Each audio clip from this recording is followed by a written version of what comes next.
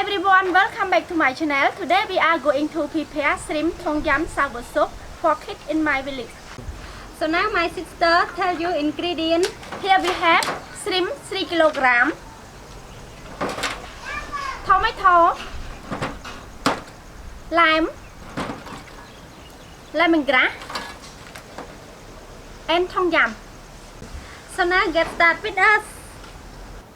This week we got donation from David Sala USA $60, P Young USA $18, and thank you, love our God. Thank you so much.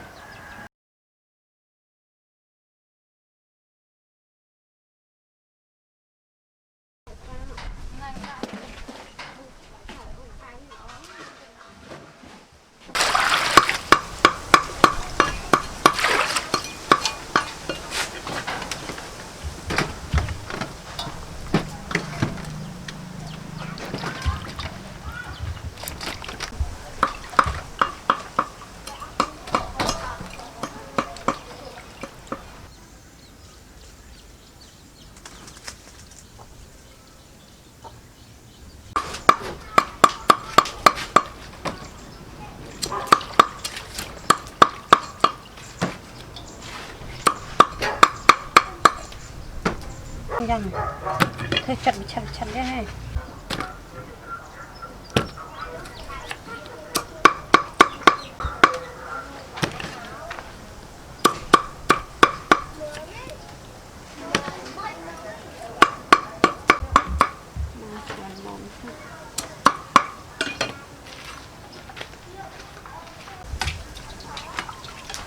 Fresh, I like it.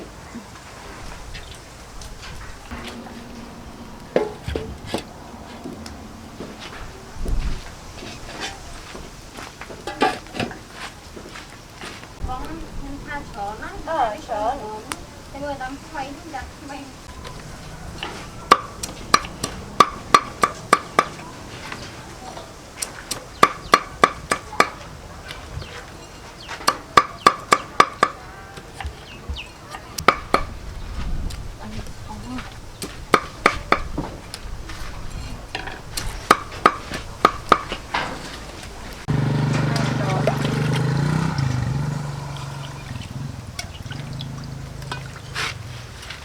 nghe là biết thích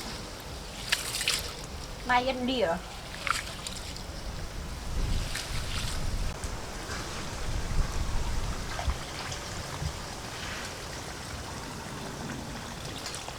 học hai mà nè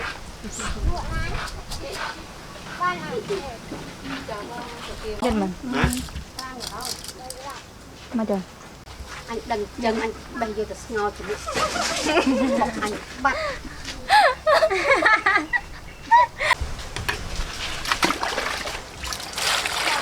ủa anh ấy con dám chất ra tắt rồi tặng mơ nhanh chứ con này đang mà lên con này để cho con nhau mày ôi tụi lại con rơi tụi lại nó xong rồi nó năng nó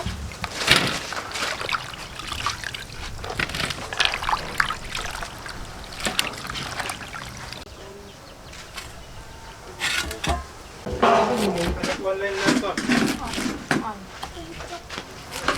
đi anh đâm mai là miệng mày ngon bán sao nhiều lần sẽ nghèo à mà chỉ ra tí cái đó ngày nên miệng học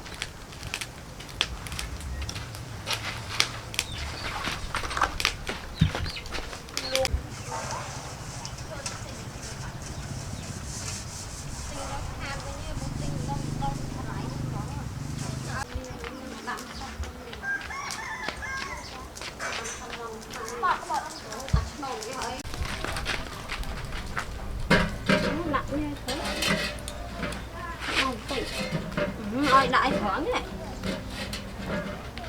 khắp vào cái này vài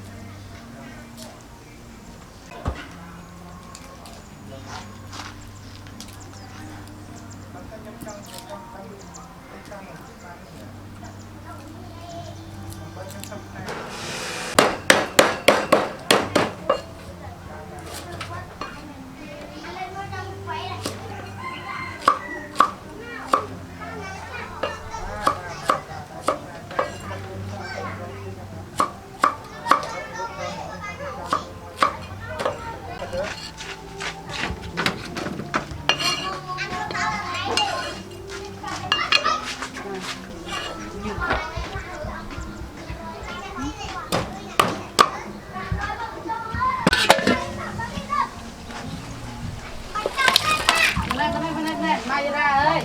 Bây giờ này đi nè. Mèo khác. Nó sợ đá chợt rồi mình lúc ấy.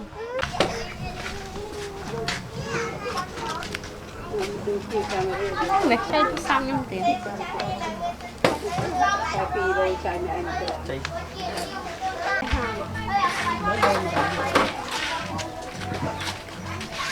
Xin thành việc đi này. Rồi nó trái nó ở bàn chỉ con.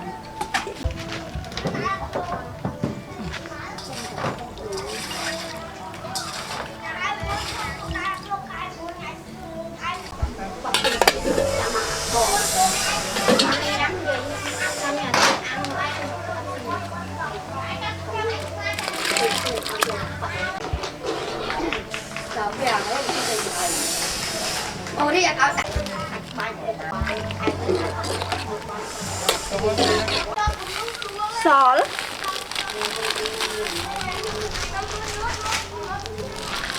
sugar,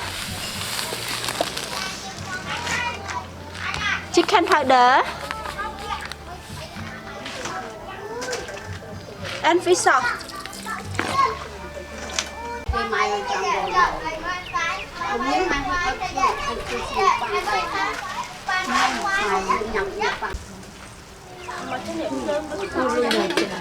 Ông đặt ông không ăn này kho tập trung lắm. Đúng mà mua bán tay khởi lần á.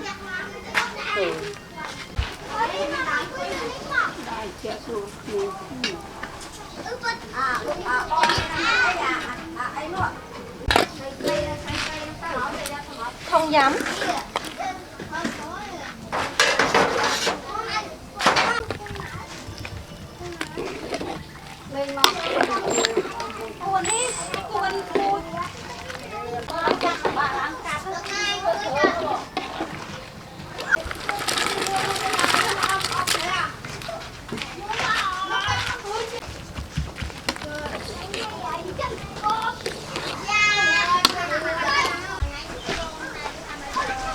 Xong chuối nè. Bao nó ơi. Đá lượn lại. Đấy là đạn mớm.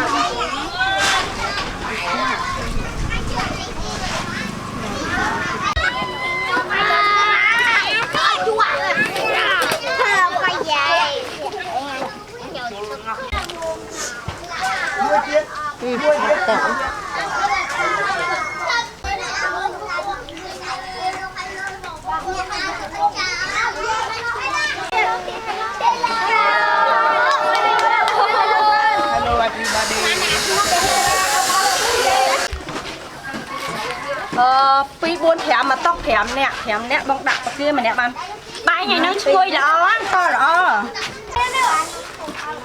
cái kia bạn mà nè pi nè mà tóc đặt ở sờ pi thì này hết tóc pi sàn nó thèm mẹ thật kia bạn thèm thôi làm nè pi rồi mẹ ghét pi Anh cho xin được cho xin này. Thế.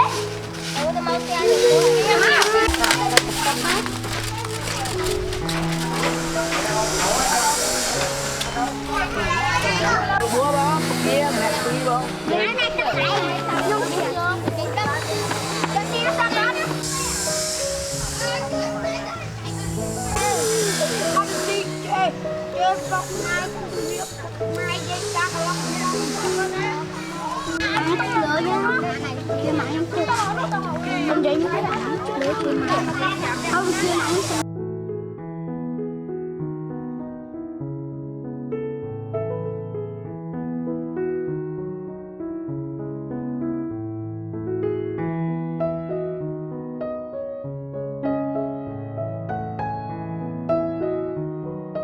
giá nó quay nè quay nơi sờ lo